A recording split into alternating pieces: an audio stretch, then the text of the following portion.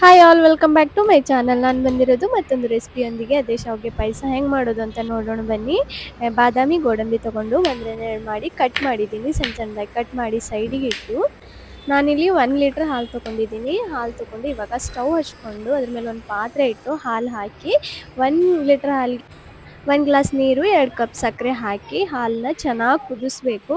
1-2 ಕುದಿ ಬರೋವರೆಗೂ ಕುದಿಸಿದ ನಂತರ ಮತ್ತೊಂದು ಪಾತ್ರೆಯಲ್ಲಿ 1-2 ಸ್ಪೂನ್ ತುಪ್ಪ ಹಾಕಿ ಬಾದಾಮಿ ಗೋಡಂಬಿ ಮತ್ತು ಕಿಸ್ಮಿಸ್ ತೊಗೊಂಡು ಅದ್ರ ಮೇಲೆ 1 ಸ್ಪೂನ್ ತುಪ್ಪ ಹಾಕಿ ಚೆನ್ನಾಗಿ 1 ನಿಮಿಷ ಹುರ್ಕೊಂಡು ಇವಾಗ ಅದೇ ಪಾತ್ರೆಯಲ್ಲಿ ಮತ್ತೊಂದು ಸ್ಪೂನ್ ತುಪ್ಪ ಹಾಕಿ ಶಾವಿಗೆ ತೊಗೊಂಡಿದ್ದೀನಿ. ಮನೆಯಲ್ಲಿ ಮಾಡಿರೋದು ಇದು ಚೆನ್ನಾಗಿರುತ್ತೆ.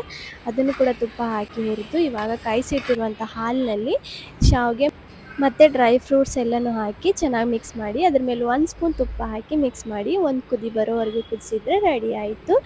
ಇದು ಬೇಗ ಗಟ್ಟಿ ಕೂಡ ಆಗಲ್ಲ, ತುಂಬ ಚೆನ್ನಾಗಿರುತ್ತೆ, ಟೇಸ್ಟ್ ಕೂಡ ಚೆನ್ನಾಗಿರುತ್ತೆ. ತುಂಬ ಈಸಿಯಾಗಿ ಕೂಡ ಮಾಡ್ಬೋದು, ಕ್ವಿಕ್ಕಾಗಿ ಕೂಡ ಮಾಡ್ಬೋದು. ನೀವು ಕೂಡ ಒಂದ್ಸತಿ ಮನೆಯಲ್ಲಿ ಟ್ರೈ ಮಾಡಿ.